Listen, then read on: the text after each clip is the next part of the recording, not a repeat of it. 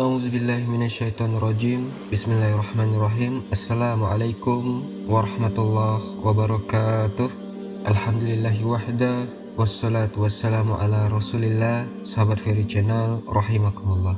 Sebelumnya kita telah membahas Bukhtun Nasar, salah satu dari 4 penguasa dunia yang menghancur leburkan Palestina, Baitul Maqdis. Kemudian berlalunya waktu, datanglah seorang nabi bernama Uzair melewati negeri yang hancur tersebut. Ikhwatal iman, hari ini kita masih akan mengisahkan kisah seputar Bani Israel. Karena hampir sebagian besar kisah-kisah Al-Quran itu banyak menceritakan tentang kisah Bani Israel. Ikhwatal iman, nabi yang paling banyak disebut dalam Al-Quran adalah Nabi Musa alaihi salatu wassalam. Sehingga di zaman Musa dan kaumnya Bani Israel banyak para nabi yang diutus kepada mereka. Tidak ada satupun zaman yang banyak mengutus para nabi dan rasul kecuali di zaman Bani Israel. Terkadang ada satu desa, 2-3 rasul atau nabi, bahkan lebih daripada itu. Sebenarnya ini nikmat yang besar bagi mereka. Akan tetapi Bani Israel adalah umat yang kufur kepada Allah Subhanahu wa Ta'ala, dan mereka kurang untuk mensyukuri nikmat Allah Subhanahu wa Ta'ala. Kisah kali ini tercantum dalam suratul Baqarah ayat ke-259. Allah Subhanahu wa Ta'ala berfirman, A'udzubillahi minasyaitonirrajim, Aw kallazi marra ala qaryatin wa hiya khawiyatun ala urusiha qala anna yuhyi hazihi Allahu ba'da mautiha fa amatahu Allahu mi'ata amin thumma ba'asa qala kam labista qala labistu yawman aw ba'da yawm qala bal labista mi'ata amin fanzur ila ta'amika wa syarabika lam yatasanna wanzur ila himarika walinaj'alaka ayatan linnas wanzur ila al-idhami kaifa nunsizuha thumma naksuha lahma falamma tabayyana lahu qala a'lamu anna Allaha ala kulli syai'in qadir. Ayat ini menjelaskan tentang kisah yang sangat menakjubkan, karena kisah ini menunjukkan tentang qudratullah, kekuasaan Allah Subhanahu wa Ta'ala yang luar biasa, tentunya bagi orang-orang yang beriman dan memikirkan ayat-ayatnya. Allah Subhanahu wa Ta'ala berfirman, Aw kallazi marra ala qaryah, atau seperti orang yang lewat di sebuah negeri, wa hiya khawiyatun ala urusiha, negeri ini hancur lebur sehingga tidak berbekas lagi, tidak ada bangunan, tidak ada pepohonan, semuanya hancur sampai ke akar-akarnya. Siapa yang menghancurkan negeri atau desa ini?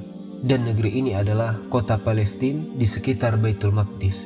Dahulu ada kota yang sangat ramai, yang sangat indah. Akan tetapi Allah Subhanahu wa Ta'ala hancurkan lewat seorang raja. Raja yang membantai seluruh Bani Israel yang ada di sekitar Baitul Maqdis. Siapa raja tersebut? Dia adalah Bukhtun Nasar. Sudah saya katakan bahwa ada 4 raja yang kekuasaannya hampir meliputi dunia.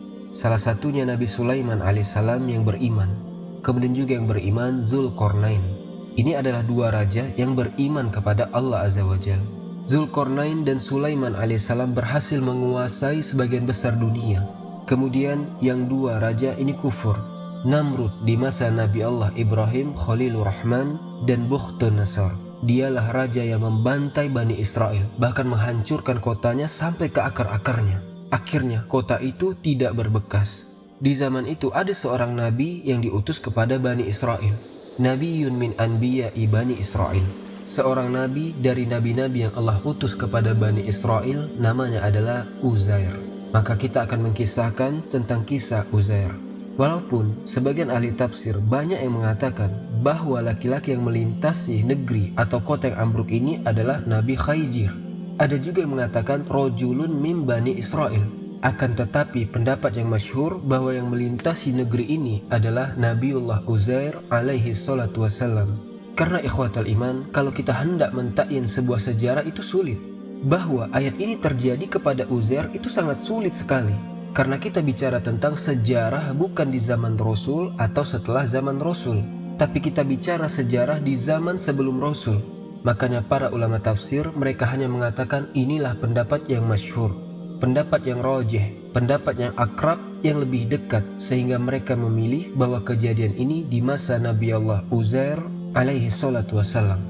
Baik ikhwatal iman, Uzair ini dia keluar dari rumahnya, farokibal himar, dia pun menunggangi keledainya, Kemudian dia berjalan dan melewati negeri yang hancur lebur ini. Akhirnya kemudian karena panas sangat terik, fi waqti zahirah, di waktu zuhur, dia berusaha untuk mencari perlindungan dari terik matahari. Maka dia melihat sebuah pohon yang bisa menaungi dia, dan dia pun kemudian duduk di situ tafakkur, merenung. Uzair ini termenung melihat negeri yang dulunya hijau, dahulunya ramai, dahulunya penuh dengan bangunan, tiba-tiba dihancurkan Bukhtunasar sampai ke akar-akarnya. Mungkin ya, kalau kita melihat sekarang mungkin seperti di Suriah, sehingga Uzair melihat kerusakan negeri yang luar biasa, dihancurkan, dibombardir, hancur lebur, sehingga Uzair termenung melihat negeri yang hancur sampai ke akar-akarnya ini. Kemudian dia mengatakan bagaimana Allah Subhanahu wa Ta'ala bisa mengembalikan kota itu. Bagaimana mungkin Allah Subhanahu wa Ta'ala mampu mengembalikan negeri ini? Tentu kalimat ini ikhwatal iman bukan karena keraguan Uzair, mustahil, karena Uzair seorang nabi. Tapi ini beliau ingin tafakur, bagaimana mungkin negeri ini, kota ini bisa hidup lagi seperti semula. Maka akhirnya Allah Subhanahu wa Ta'ala ingin membuktikan bahwa dia Allah ala kulli syai'in qadir, atas segala sesuatu Allah maha mampu. Tidak ada yang mustahil bagi Allah Subhanahu wa Ta'ala. Maka Allah Subhanahu wa Ta'ala katakan, qala anna yuhyi hazihillahu ba'da mautiha. Uzair mengatakan, anna yuhyi hazihillah, bagaimana mungkin Allah Subhanahu wa Ta'ala bisa membangkitkan dari kematiannya, dari kehancurannya. Maka Allah Subhanahu wa Ta'ala kemudian mengirim malakul maut. Maka malakul maut datang. Ketika itu Uzair sebelum dicabut ruhnya oleh malakul maut ini, dia membawa bekal dari rumahnya. Dia membawa bekal tin, kemudian inab, anggur yang biasa diperas dan dibuat jus, kemudian membawa beberapa bejana. Maka Uzair pun sebelum dicabut ruhnya, dia sempat memakan buah tin dan memeras inab tadi, kemudian meminumnya. Kemudian Uzair beristirahat dari teriknya matahari sambil termenung. Disitulah ikhwatal iman malakul maut datang. Kemudian ruh Uzair ini dicabut oleh malakul maut, ditidurkan oleh malakul maut. Makanya Allah katakan fa'amatahullahu, maka Allah wafatkan dia, Allah tidurkan dia. Berapa lama? Mi'ata amin, 1 abad lamanya, 100 tahun. Dan 100 tahun dia tidur, tidak ada yang berubah jasadnya. 100 tahun Allah wafatkan, Allah tidurkan, jasadnya tidak berubah sedikit pun. Tapi ini tidak mustahil bagi Allah. Allah membiarkan jasad itu 100 tahun dan tidak berubah. Luar biasa kekuasaan Allah Subhanahu wa Ta'ala. Setelah 100 tahun, summa ba'asa, tiba-tiba ruhnya ditiupkan kembali. Kemudian dia terbangun sebelum matahari terbenam. Jadi dia seolah-olah tidur zuhur, bangun sore. Jadi Uzair dia sangka cuma beberapa jam saja, padahal dia sudah tertidur selama 100 tahun. Maka malaikat yang menjelma manusia mendatangi Uzair ini kemudian bertanya, kam labista, sudah berapa lama kau tidur di sini? Maka Uzair menjawab, labistu yauman au ba'da yaum. Mungkin aku tidur sehari atau mungkin setengah hari. Padahal dia sudah tidur 100 tahun. Dia katakan apa?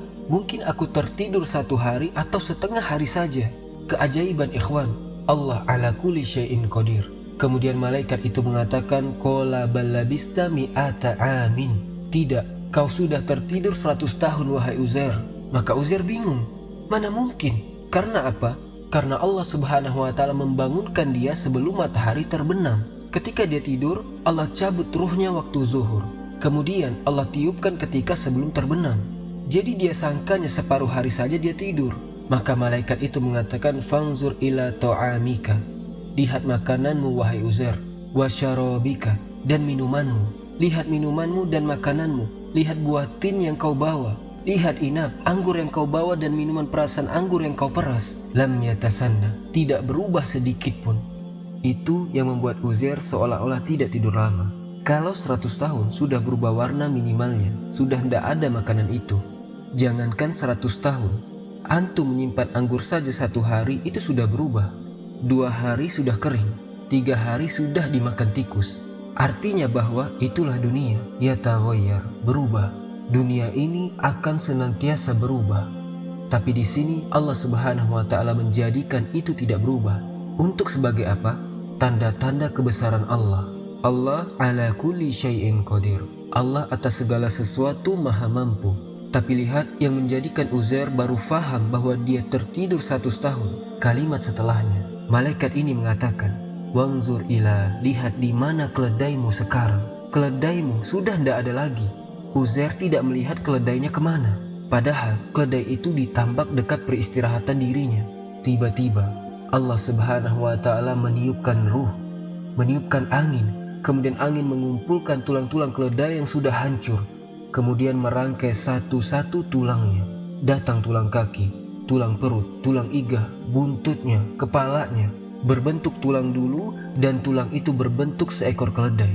Makanya Allah mengatakan wangzur ilal idhomi. Lihatlah kepada tulang-tulang keledai itu. Kaifa nunsizuha, bagaimana kami merangkainya. Tiba-tiba di hadapan Uzair ini keledai itu terangkai. Tulang-tulangnya tiba-tiba berdatangan terangkai sendiri. Kemudian summa naksuha lahma, tiba-tiba dagingnya bermunculan. Kemudian daging itu melekat di tulang-tulang tadi. Kemudian menjadilah seekor keledai Uzair. Dan ketika keledai itu ditiupkan ruh, maka keledai itu langsung menghadap langit kemudian berteriak dan menyangka seolah-olah kiamat telah datang. Maka dari sini Allah katakan falamma tabayyana lahu. Ketika sudah jelas bagaimana kuasa Allah, Allah mampu menghidupkan yang mati menjadi hidup. Maksudnya apa? Maksudnya Allah ingin menjelaskan kepada Uzair, jangan lagi keledai yang sudah meninggal, yang sudah tidak ada tulang belulangnya, kemudian Allah satukan kembali tulangnya. Kemudian Allah balut, bungkus dengan daging. Kemudian Allah tiupkan ruh. Jangan lagi keledai, negeri, kota yang hancur sekalipun Allah sanggup untuk menghidupkan kembali. Itu maksudnya. Allah mampu menghidupkan kota yang hancur. Kenapa? Qala a'lamu, sekarang baru aku tahu, kata Uzair, annallaha ala kulli syai'in qadir, bahwa Allah atas segala sesuatu maha mampu. Sesuatu yang kita anggap mustahil, tapi mungkin bagi Allah Subhanahu wa Ta'ala. Ikhwatal iman, akhirnya Uzair pun dia pulang ingin melihat rumahnya. Diambil keledainya, kemudian naik keledai. Kemudian dia lihat negeri itu sudah berubah kondisinya. Orang-orang sudah berubah karena sudah 100 tahun, sudah beralih generasi. Kondisinya sudah berbeda, negerinya sudah hidup kembali, penuh dengan pepohonan, rindang, hijau, pertanian, dan begitu seterusnya. Tapi Uzair masih mengetahui alamat rumahnya. Berangkatlah dia ke rumahnya. Kemudian sesampainya di rumah, Uzair melihat ada nenek-nenek yang buta sedang menyapu di rumahnya. Kemudian Uzair alaihissalatu wassalam bertanya kepada orang tua ini. Uzair mengatakan, Aina baitu Uzair, di mana rumahnya Uzair? Kemudian wanita tua ini mengatakan, Walima tas'al ya rajul, kenapa kau bertanya tentang rumahnya Uzair? Bukankah Uzair sudah tidak ada lagi? Dia sudah hilang 100 tahun, entah kemana dia perginya. Orang-orang menyangka dia sudah mati. Kenapa kau tanya tentang rumahnya Uzair? Inilah rumahnya Uzair. Maka Uzair mengatakan kepada nenek tua itu, Ana Uzairun, sayalah Uzair. Maka wanita itu kaget, heran. Tidak mungkin ini Uzair. Uzair tidak ada. Uzair sudah hilang 100 tahun. Kamu, kata nenek ini, ngaku-ngaku Uzair saja.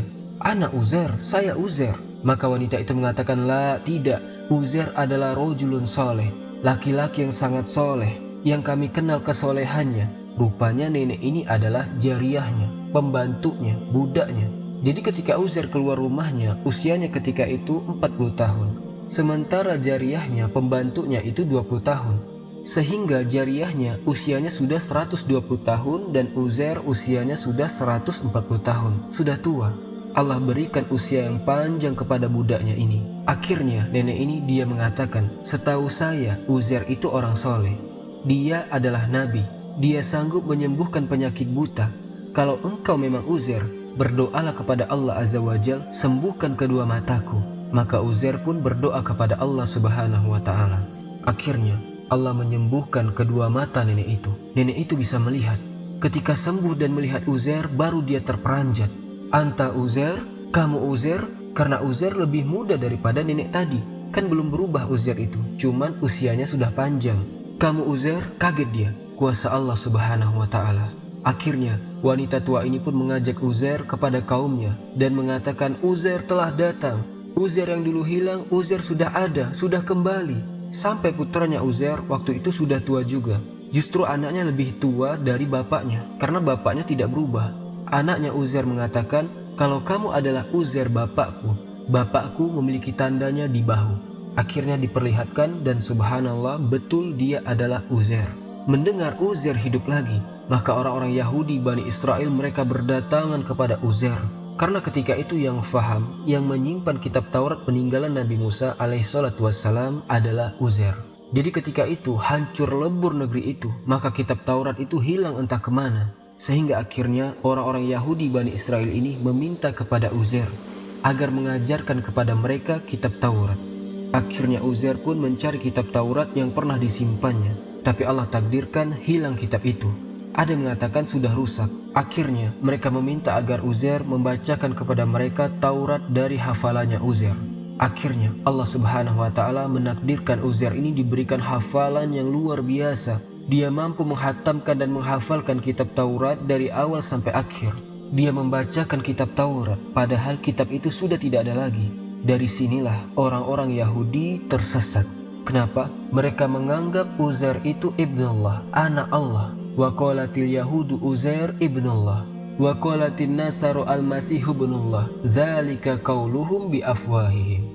Ketika orang-orang Yahudi mengatakan Uzair anak Allah, ketika Nasrani mengatakan Isa anak Allah, kenapa? Karena mereka menganggap bahwa Uzair berbeda dengan Musa. Nabi Musa sendiri yang Taurat turun kepadanya. Beliau Nabi Musa kalau menyampaikan Taurat masih membawa catatannya, tapi Uzair tidak membawa catatan sedikit pun. Betul-betul dia menyampaikan Taurat itu dari hafalannya. Seolah-olah orang Yahudi menyangka bahwa Uzair itu anak Allah. Karena apa? Mampu berbicara dengan kitab Taurat. Maka tersesatlah orang-orang Yahudi di sini dan mengatakan Uzair anak Allah, na'udzubillah. Ya, sebagaimana tersesat orang-orang Nasrani mengatakan Isa ibnullah, anak Allah. Ikhwatal iman, maka akhirnya Uzair pun berdakwah kepada Bani Israel, kemudian mengembalikan Bani Israel kepada ajaran Musa alaihissalatu wassalam. Maka selesailah kisah Uzair. Semoga kisah ini memberi manfaat. Subhanakallahumma bihamdika asyhadu an la ilaha illa anta astaghfiruka wa atubu ilaik. Wallahu ta'ala alam. Assalamualaikum warahmatullahi wabarakatuh.